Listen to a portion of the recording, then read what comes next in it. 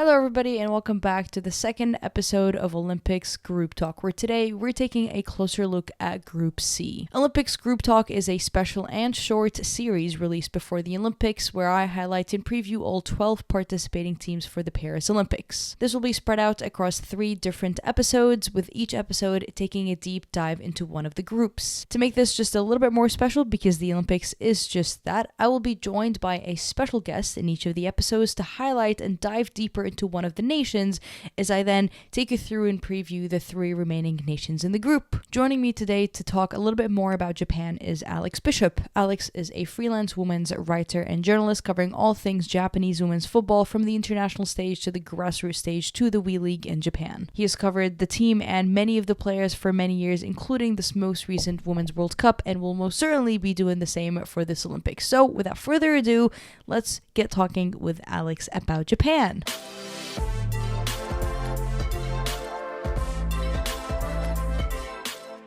Alrighty, everybody, I've got Alex here joining me today. Alex, how are you doing today? Perfectly well, Mariam. Yeah, all going well and looking forward to a great tournament. Here we are again. It's been just 1 year since the World Cup, and again, all confederations are back together for another great competition. It promises to be, and no better group than Group C, in my opinion. Yeah, Group C usually gets coined for Group Chaos, and I think this one will definitely deliver a lot of the chaos. Behind the chaos could be Japan, who are the folks that we're going to be chatting about today. They released their 18-player roster with the alternatives pretty early compared to the rest of the nation, specifically in their group. What was your reaction to, them being able to cut it down to 18 players? We got to see some new names in there, particularly youngsters. Yeah, what did you make of the players that are going to be taking that ticket to Paris? Well, it's a very balanced squad, in my opinion, and yeah, the 18 player limit, it is quite limiting. I think we're all kind of in agreement with that one, so it's kind of tough to cut that down. Yeah. It has been helped a little bit with one big injury. Jun Endo, of course, is out. She's had a long-term ACL injury, so we have a bit of a new face based in Japan, Hikaru Kitagawa. She's coming in and she's going to be running that left flank instead of Jun Endo. Very formidable player. The coach Futoshi Ikeda has got a lot of faith in her, so she should go well. Other than that, all the household names are there. Hmm. Couple of youngsters. Of the household names, Yui Hasegawa, she's going to be a standout player for me. Fuka Nagano of Liverpool, she's going to be there. Centre back, of course, Saki Kumagai, she's going to be there. The commanding presence right at the heart of defence. Ayaka Yamashita in goal, she's there, of course. She's the Yeah. preferred number 1, has been for a long time, and will be here too. So yeah, the new ones coming in. Everybody's going to have a keen eye on Alba Fujino. She is the very kind of explosive, very dynamic forward. Usually plays on the right side of that front 3. Mm. Linked with Manchester City at the moment. Don't know how much substance with that rumor, but it looks like after this tournament, if she has a bit of a breakout tournament, there's going to be a big bit of transfer news coming in the summer. So she's one to really watch. A little bit younger, Tanikawa in midfield and Koga in the center of defense. Maybe they'll get a bit of a run out. We're going to get onto it in a bit. It's a tough group, so we'll have to see how much kind of time can be afforded to some of these up and coming players. But conversely, we do have match turnaround and this kind of thing, squad rotation to consider. So that Yeah. could happen as well. But all in all, it's a very balanced and a very kind of carefully put together squad. A lot of people will say it's a bit more of the same, but it is what we've seen in recent tournaments, and it hasn't done too badly. Hmm. You mentioned a lot of youngsters kind of being now the trusted Mm. faces going into the Olympics. What have you made of Japan's senior involvement of these youngsters when it comes to these big tournaments? Because often we see coaches play with a little bit of loyalty and put these youngsters a bit on the side when it comes to the Olympics, when it comes to the World Cup. But that's not what we've necessarily seen with Japan, and that's not what we're seeing with this squad either. Mm. No, absolutely. Yeah. So I think what we're talking about here is more kind of like the long-term technical planning, shall we say, technical direction of the Nadeshiko that's happened since Mm. Tokyo 2020, played in 2021, of course. As host nations, it was a very, very dismal performance there. So I think after that, they've had a rethink, thought about what the squad of the future is going to be. And head coach Futoshi Ikeda, his remit is not necessarily to go out and win every game, and maybe not even to go out and win every trophy. Of course, that's the perfect situation. But what I've noticed, and what, as you mentioned before, what he tends to do, he has, of course, his trusted veterans Mhm. but also to drip in those youngsters as well, to bring in enough youngsters, the fresh talent of the future, to get them in as well, get them involved. Oftentimes they do quite well. We have seen some of these youngsters go out there. And if we look at the club teams as well, they often perform. Micah Havanort, she's in the squad. She's at Chelsea now. When she was on loan at Hammarby in Sweden, she was tearing up that league, scoring goals left, right, and centre. So these players, they are, they might be young in age, but they're young enough, they're good enough, and they have played on the big stage. And Ikeda, he kind of was that worthy. It's also important to remember with Ikeda, he was the Japan under-20 coach in 2018, I think it was, that won the World Cup. A lot of the players involved in this now, Hinata Miyazawa, for example, who's at United, and Fuka Nagano at Liverpool, they were in his team then as well. So he does have a preference for youth. He has come from like a youth background, a youth coaching background as well. So he really will give opportunities to youngsters who are good enough.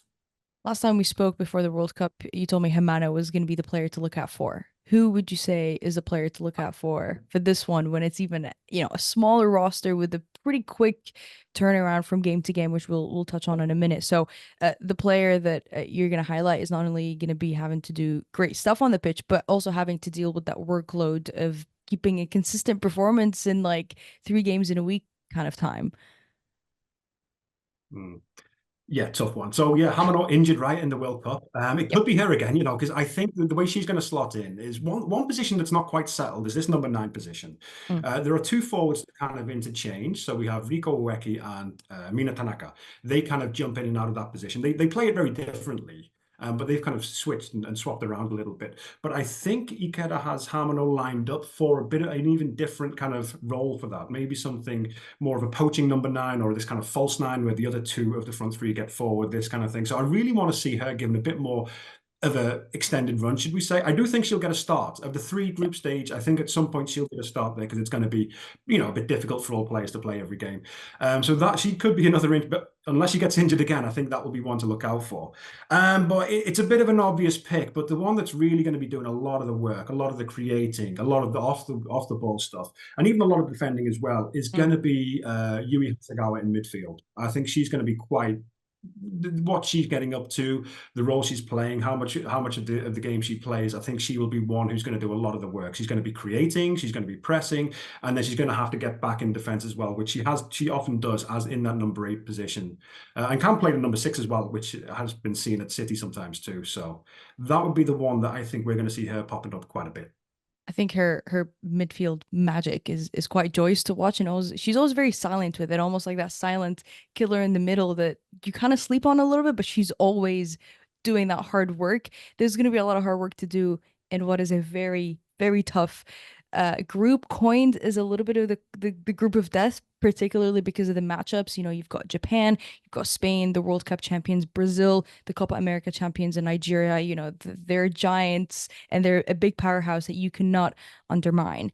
When you look at that group and the fact that Japan are going to be opening their Olympics route really with Spain, who are also the champions that they did defeat 4-0 at the World Cup in some fashion. What do you look at, and how do you think Japan is going to be able to set up differently from each team and each nation? Because that's something we see them do. Like their starting lineups are usually targeting a certain expose of the opposition, and it's not the exact same starting 11 that you see every single game. There's always a bit of a mind game behind it. So how do you see Japan setting up against 3 very tough opponents, but 3 very, very different opponents as well? Yeah, it's a very good question. So you're absolutely right. So Ikeda, what the best way to describe his approach, he's very opposition focused. Mm. So it's not like you said, the same 11 every time, the same game plan even every time. It's always very tailored, very customized to the challenge at hand. And I think we're going to see this in Group C as well, not just because of the difficulty of opponent, but because there's a very short turnaround of matches and you have to manage fatigue and this kind of thing. So how that's going to happen, I think the schedule, it's Spain first, then Brazil, and then Nigeria. In my opinion, that kind of starts off difficult and gets a little bit more manageable towards the end. Everybody's going to be concerned about Spain. Japan did beat them 4-0 in the World Cup, but that was a very kind of like a unique performance, should we say. Instead of having that traditional back 3, that really became like a back 5. with the wing backs kind of sitting deep, and it was more of a defensive approach that they took and hit them a couple of times on the counter. And then Japan had Hmm. never really done that before, so it caught Spain a little bit off guard. Yeah. Can't do that twice. They might be prepared for that. I expect that he always has a way of like surprising. You think, okay, this is a difficult opponent. He's going to go defensive. They're not going to be so high octane here. But it's not true. Very often he comes out on the front foot, and the players are very kind of creative front-footed players. Mhm. That's for sure. So I don't know exactly how he's going to manage each game. When we had the squad announcement at the press conference, he was asked, like, you're looking in terms of squad depth, you're looking a little bit thin in the wing back areas, the wide areas. We only have 3 in the 18. There's another one in the of the 4 alternates, but only 3, yeah. So and his response to that was like, well, what we're going to do is we are going to each game is going to have a unique game plan, and that is not just in terms of like the players that we have. It's the role of each individual position, should we say. Mm. So there'll be games where the wing backs are flying up and down all game, and there'll be games where they're kind of more static or maybe slipping a little bit deeper into defense, like that back 5. Mm. What he's going to pull against what team is a bit of a mystery. We don't really know, but I imagine that. I mean, logically against Spain, it would be maybe a little bit more cautious. Patient in possession. They always seek to keep the ball. They never really kind of like let the team ball and say, okay, well, let's see what you can do with it, but you're not going to get it in on that kind of thing. They like to, because they lack the physicality, they keep the ball, pass it around and kind of keep it away. Maybe sometimes without doing too much, but I imagine they'll do that against Spain. Maybe against Brazil, it will be a little bit more withdrawn because they are a very creative team. Maybe they're a little bit more high risk. I don't know. I've seen them play defensive. I've seen them play kind of both games, should we say.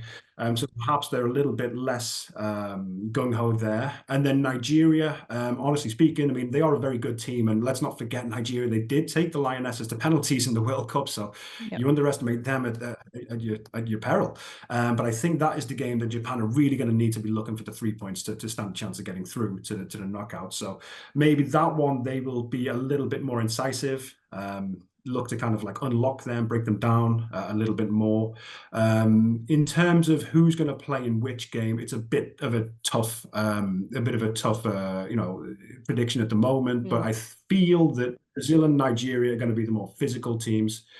So they're going to really need to be kind of like moving that ball around quite a lot in those 2 games as well. So it's definitely going to be interesting to see how he manages this and how he kind of handles all 3 games. The 2 days rest period he has between games, but it is going to be very different from game to game, is what I've heard.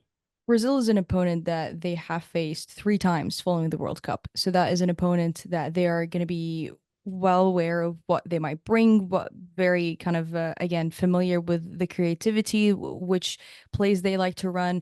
They beat them once, they lost once, and they drew once. So it's pretty much even in kind of accounts against Brazil. But when you look at that stretch following the World Cup and looking at the preparation, the She Believes Cup, the Brazil matchups, how do you feel like I guess not necessarily improvements from the World Cup, but what is an added bit of experience that you think they take from this preparation bit now going into the Olympics, knowing that it is going to be tough group opponents following the group? I mean, it's not going to get any easier there. But how have they approached that preparation phase before, going off to Paris? So you mean like preparing for each opponent or preparing for Brazil? Yeah, Or like what how was the just preparation phase? How would you assess that preparation phase? Have they seeked the right oh, opponents? Have they seeked the right kind of opposition to be able to prepare for whatever might come their way? absolutely, yeah. So I think one thing that I've found kind of very, very encouraging is that they have in recent times they've played like against a lot of like really strong opponents in friendlies and stuff like this, including Brazil. Hmm. And there was, I forget when this was, but there was a conference with Ikeda, and he was asked about this because they played Brazil twice in Brazil, and very recently they played New Zealand twice. This is in Spain. And he was kind of quizzed why. Maybe there's logistical reasons, but why are you playing the same team, twice, like back to back? And he says, well, the reason is that what we want to do is we want to play them once, and then we want to kind of analyze what happened, what went wrong, and then play them again and see if we can correct. What has, have we improved stuff? Can we fix what went wrong last time? Is there anything we can take advantage of? That kind of thing. So I think, yeah, he's really been aiming, and again with the She Believes Cup, which I don't think we've mentioned too much at the moment. Brazil, that was when they faced them the last time, and they drew it, but they lost on penalties quite spectacularly. But yeah, so I think he's been getting them really used to these really top teams, playing them as often as they can, and using the players that are out there playing. And that's another thing as well. Like, you have a lot of players in Japan. This is the first Japan squad in a major tournament where the majority of the players selected are playing outside of Japan. 11 players to 7 within Japan. So I think, yeah, he's got them playing against these really high-level opponents that play with a lot of pace, a lot of power, a lot of skill, instead of just kind of these maybe, I don't want to mean any disrespect, but in Asia, generally the standard is a touch lower. Maybe North Korea, China. There's a few exceptions to it, but yeah. So I'm playing games in Europe. They played the New Zealand games. I think it was last month. They played them in Spain, where the climate and things is a little bit comparable to France. So really kind of getting them used to that. And I know that they will be leaving for France. I think it's on the 16th of July, after playing a warm-up game against Ghana here in Japan. So yeah. So I think done a few things there to kind of acclimatize and get them ready. When I think Ghana, I think they, they're taking that African approach of what might be expecting to see against Nigeria. I know it's because of it, like it's already a scheduled opponent, but certainly a game that they can take a lot of lessons from. Last Olympics, they were quarter finalists, beaten to Sweden, who are also ironically the same opponents who knocked them out of the World Cup. No Sweden this time at the Olympics, so could be the players to, they're going in knowing there's no Sweden there, hunting them down. But what's Japan's ceiling at this Olympics, where it looks like the youth have hit a really great time in terms of their experience? They've won the Youth World Cups. They went to this World Cup in New Zealand, Australia, had a really great campaign in terms of you got to see the players gel together. You got to see a really great Japan. What does this summer look for them? Yeah, I mean, it's a very good question. So I think, we're coming up to 3 years now under Ikeda's kind of leadership. And if we look at this as a complete body of work, and as you mentioned, last Olympics was quarterfinals, and then with semi-finals for the Asian Cup, where they went on penalty to China, and then quarterfinals getting beat to Sweden once again in the World Cup. For me, their ceiling, it's a tough one to kind of predict because, it's a tough group. There's a lot of caveats, right? I had a little look just before we jumped on and started recording, all the teams and all the groups. It's all tough. Every group is a group of death. There's not even the OFC New Zealand. They can give any team a game on the day. So it is a little bit tough, but I think at this moment and what we've seen, it's a very kind of similar squad and similar composition. And I don't think there's going to be too much of change in game plan. There should be a very settled team going in. And the third major tournament under Ikeda, I think that there should be a podium finish this time around. Now that is a low bar if you think about it, because you can lose 2 games. You could lose a game in the group stage, get to the semi-finals, lose that, and then you've got the bronze medal game, which is basically a 3rd place playoff, right? And then if you get a bronze medal, that's what I mean by the podium finish. So I think if that was achieved, that would go some way and validate Ikeda's tenure, his 3-year tenure as the Nadeshiko boss. Anything less than that, I don't know what's going to. I think a lot of it will depend on the manner of how it happens. One game I really, really want to see in this tournament is Japan v the US. Now, interestingly, the Group C, if you finish second in Group C, in the other 2 groups, if you finish second, you get another runner-up. But in Group C, it's not the case through group. It's grouped with whoever finishes top of Group B, which is the US's group. US, Germany, Australia, and the other one, it slips my mind now, but it's a very good chance that Zambia, Germany, US, and Australia. Yeah. So again, a group of death, right? But yeah, it's a very good chance. It's not given that the US will finish top, but there's a very good chance that they finish top. So if that was to happen, I would love to see that match. And Japan, although they haven't beaten them in a while now, it's She Believes and whatnot, they have made a very good account of themselves. It is on US soil, so it's a tough one, a tough away trip for them to make. And that would be a great game. So back to the point, for example, if they had a very good game there, maybe they fell quite valiantly at the last hurdle, it went a little bit past, into extra time penalties, something like this. There's still kind of an argument that it was kind of a good showing. So we'd have to see what would happen from there. But I do think that getting to that podium is very possible. It's within the capability and the strength of the squad. Of course, I think, they probably could beat anyone on their day, Japan, if they get into full swing, but there is a lot of good teams in there as well. So it's very hard to kind of say that there's any kind of right for them to go all that way without, Yeah. having a slip up somewhere. That's kind of the Olympics for you. It's the best teams in the world going at it in a very, very tight competition. Anybody could podium in the way that it's laid out, and like you highlighted of how the groups are. Alex, you're gonna be all over Japan and the Olympics. Where can people continue reading on your coverage? You're gonna be doing a lot of, I'm assuming, write-ups heading into the Olympics, the press conferences. You're gonna have everybody caught up in English. For those who, I think that's something that folks maybe aren't able to continuously keep up with Japan because of the possible language barrier. You completely crash that down. So when can people and folks continue reading and getting kept up on your coverage? Sure, yeah. Well, Twitter, or X as we call it now, is the best place. So A Bishop 32, that's the number I used to wear as a centre back. So A Bishop 32, that's where I usually kind of post all of my stuff. Very interesting interview I've just done with Yuki Nagasato of Houston Dash. She gives her, of course, Yuki was at the 2011 World Cup winner, and then at London 2012 when Japan won the silver. I think that was well, it was the last time Ndeshiko took a medal, right? So Yeah. she gave me a lot of insight into the current state of the game with the Japanese woes. So I'll have that written up and out soon. A few other player interviews in the pipeline. I'll be putting all that out on Twitter and a few other socials as well. So yeah. So thanks very much for the chance. Absolutely, always. I'm gonna leave all of Alex's links down below. Go get reading, go get listening. It's really just great, valuable stuff. Alex, thank you so much for joining me here today. And you know what? A Japan podium, I think a lot of folks would love to see that. So I'll be rooting for Canada, but also I think Japan on the side, because again, who wouldn't like to see a team like that podium?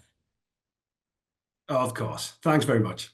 Well, that was Alex Bishop and everything around Japan for this Olympics. It is certainly a very, very tough group, like we highlighted, with the likes of Spain, Brazil, and Nigeria all included. So it's only fair we start talking about Spain. Now, it might surprise a few people that actually this is Spain's first ever appearance at the Olympics, which, thinking of timing, it's quite iconic that they're coming in as debuters or like debuting teams, and every single player in the squad is becoming a first-time Olympian when they're coming in as the reigning champions of the world. They've just won, obviously, the Women's World Cup in 2023 after defeating England in the final and come in as basically the team to beat.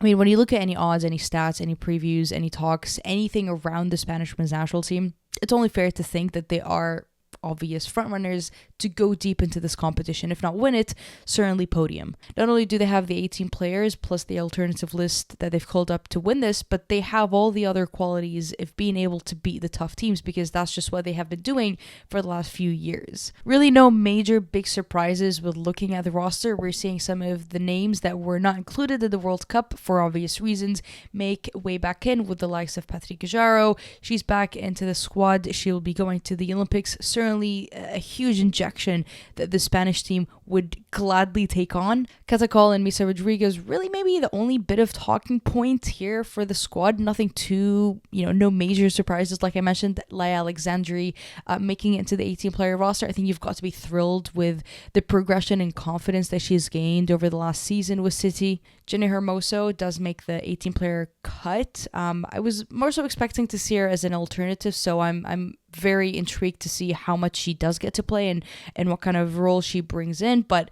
yeah, looking in the squad, no huge surprises. Obviously, some of the last 15 players still not included in the selection, but I mean, it is quite a scary squad when you just look at it as is. Spain's attacking fluidity is what sets them apart than any other team. Obviously, everybody's quite aware of their kind of tiki-taka style of play, how much they love to have the ball. Their possession numbers are always almost more than the opposition, which it doesn't always say that they're playing better, but it does tell you that they're a possession-based team. They love to have the ball. They love to move the ball fluidly. They love to have a lot of passes in the middle. If it's in the forward line, if it's in the midfield, if it's in the back line, this team is loaded with weapons. I'm not going to sit here and talk about how brilliant Spain's midfield is. I'm not going to sit here and talk about how fluid and diverse their attacking line could be. Spain is a threatening team, okay? It's kind of point blank, period. They are the reigning world champions for a reason. Where a little bit of the worry for me comes in is that they have been quite leaky in the back, and that's specifically because of their transition, their defensive transition perhaps not being as sharp as it needs to be. In the last 10 games, 2 of which were losses, 1 to Italy and 1 to Czech Republic, like I mentioned, they've conceded 10 goals. Now, conceding 10 goals in 10 games is not necessarily a very great ratio to have specifically for Spain now. What makes up for it is that they can score a ton of goals. In those 10 games and between the 2 losses, they had a 7-0 victory over Belgium. So they can score, and they did score in both of the games that they lost. But what's become an occurrence is they are too leaky in the back, and that primarily goes back to their weak transition on the defensive end. They find themselves in a disadvantaged situation, specifically when they are being counterattacked, and when they're committing both of their fullbacks, it leaves a lot of gaps from behind, and teams have kind of figured out the fact that Spain doesn't retreat quick enough, and their fullbacks leave a lot of spaces behind where their center backs or perhaps the defensive midfielder isn't covering, and it just leaves a ton of space and a ton of pockets that the opposition can go up against, and that's really how a lot of those teams have hurt them. Now, yes, they've won the majority of the games that they conceded in, but in the Olympics, it's really just a very fine margin of error. And if they don't address the weak transition defensively, that might put them in trouble. Japan can hurt them with how fast they are. Brazil can hurt them with how clinical some of their forwards are. And Nigeria is one hell of a fast team on the break, and they too can hurt them if they're leaving a lot of spaces from behind. And so for Spain, they've got to figure this out going into the Olympics. They can get hurt from it in the groups, past the groups, which for me really determines how far Spain can go. Absolutely, there's no doubt of how good and I think superb they are in the midfield and up front. But it's right now addressing the leakiness that's been happening in the back. Nigeria is going to be a very fun team to watch. They're coming off a brilliant World Cup. They got out of a very tough group. It was them and Australia heading out of a group that included Canada and Ireland. They lost a very close penalty shootout against England in the round of 16. I mean, what a cruel way to go out. But man, looking at this Nigeria squad again, no major surprises. There's a few injuries impacting the team and the call-ups that they could have had. This is a relatively younger team than they had at the World Cup. Really, there's only 2 players over the age of 30. It'll be interesting to see how that averages out with the rest of the Olympic squads. But for them, it's a pretty good squad, and it's a squad that will fulfill what Nigeria wants to play and how they want to play. They're making a comeback after almost 20 years being out of the Olympics. So they've had to build for the Olympics, and it's a team too that in some ways, they're not necessarily debuting, but a lot of those players have not been in a position to play this big back-to-back games in an 18-player roster. They've had a mixed bag of results building after the World Cup. They, again, have been impacted with injuries. Their main goal was to qualify for the Olympics, and they did just that. Going into the Olympics in pre-camp, they'll be facing against Canada. Hasn't been formally announced or officially announced, but we do know of a behind closed doors, a game against Canada. Let's get it straight. Nigeria's attacking talent is the highlight of the squad. Looking back at their World Cup performances and a lot of the numbers and statistics that we can draw from that, they're not a team that loves to have the ball. They're not a possession-based team. Frankly, very different to what you would see Spain do. They like to kind of sit back and let teams come at them and go attacking them from there. In the same boat, depending on the opposition, Nigeria can press very, very heavily. In fact, that's exactly what they did against the likes of Australia, which is how they beat Australia, and that's exactly what they did against England to limit England's space and time to be creative. You go back to that England game, that was the most uncreative and uninspiring and disorganized they looked at times, and that's a lot of credit to Nigeria because they limited a lot of it. Nigeria is happy to put you in trouble. They're going to frustrate their opposition, and they're going to catch them on the break. They're a team that can soak up pressure, but also impose pressure on opposition, which is for me what makes this Nigerian team so exciting now. When you look at the matchups that this group provides, it's exciting. Like I'm excited to see how Nigeria and Japan go up against each other. That for me, you're getting 2 completely different philosophies, 2 completely different understandings. 18 players that probably not have many skills in common. Like they're so different, and it's going to be a challenge for both Nigeria and Japan to see how those teams fare out. But for Nigeria, they have the attacking talent, they have the attacking brilliance, they have the quick break that they can, quickly release from the back, but it's a matter of being clinical and a matter of being able to finish those chances, which they've struggled to do post-World Cup. They've had a habit of being caught in the transition in the middle. Often their midfielders just play a little bit unbalanced in some of their attacking and their defensive roles, which is why when Nigeria does often concede, it's probably a lost possession in the middle. It's a midfield error where then the backline has to then deal with it. And so it'll be interesting to see if Nigeria has been able to figure that out. I don't think we've seen it to its full extent of, yes, they figured it out. Like they're completely in control of what happens at the midfield. I think that's still a question mark, and that's really where a lot of Brazil and Spain and Japan can hurt you. So Nigeria absolutely have the capabilities and the players and the skills to get past the group stages.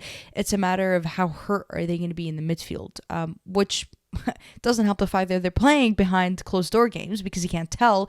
But if there's a team that will be able to clutch perhaps that third playoff spot, I do see it being Nigeria, which merges in really nicely into the final group of Brazil, who for me is the team that I'm unsure if they can go through. Now, their head coach, Arthur, has taken over obviously from Pia following the World Cup.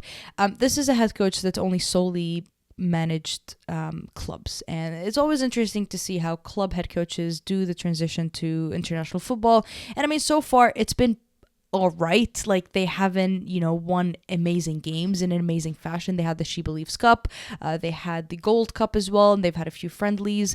As a Canadian, I have seen too many Canada versus Brazil games, and I really hope this is not a team that Canada has to meet down the line in the Olympics. But it's a team that we have seen a lot, and I think even though we are seeing them in a bit of a transition, I'm not too sure we have seen a very different Brazil.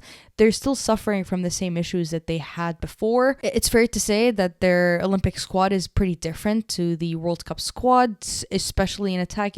Bia Zanetero out with injury. You also have the likes of Debinha, who still is working back from injury, but also her form. She's collected a fair amount of minutes, but we haven't seen the real threatening Debinha that we know.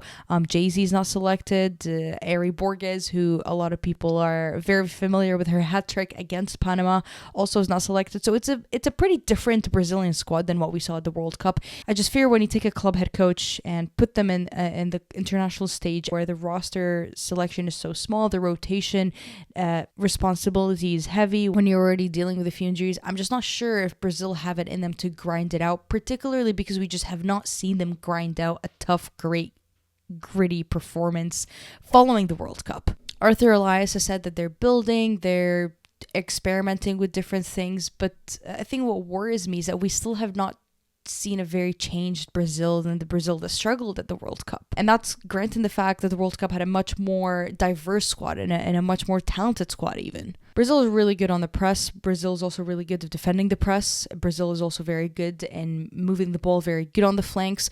But is this enough to beat the likes of Spain, of Nigeria, who for me it looks like a horrendous matchup for them? Japan, possibly they can get the nod. We saw them, in my opinion, outwork them in the She Believes Cup. They won over them in penalties. It was a 1-1 draw across natural time. Does Brazil have it in them to show us that they are the improved side from the World Cup? I think that is the question to answer.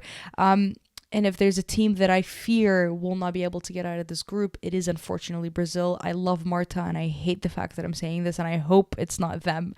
That's kind of where I'm putting my prediction, but I'm not very good with predictions. Let me know what you think of this group. Group C, it's going to be chaos. You already know it. Let me know your thoughts of who could possibly miss out on advancing from the group stages. The Olympics is so tight. It's just so hard to think about who can miss out and who doesn't, because it's so tight, man. Let me know how you're enjoying this new series of Olympics Group Talk. Let me know how I enjoyed this episode. Go back and watch the first episode. I've also just interviewed Beth Priestman, the reigning Olympic head coach, so certainly head back and see how and what she's planning to do this Olympics.